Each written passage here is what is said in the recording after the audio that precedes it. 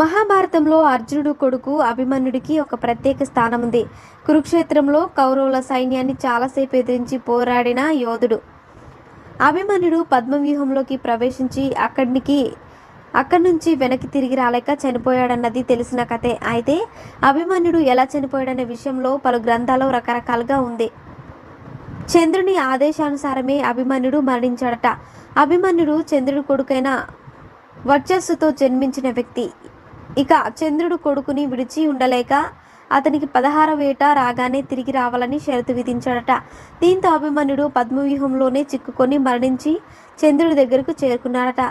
సుభద్ర అర్జునుల కుమారుడైన అభిమన్యుడు కురుక్షేత్ర యుద్ధంలో తనకంటూ ఒక గౌరవం తెచ్చుకున్నాడు.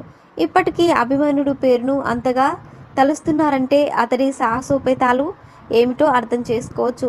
కురుక్షేత్ర యుద్ధం చాలా భయంకరంగా సాగుతుంది. యుద్ధం ప్రారంభమై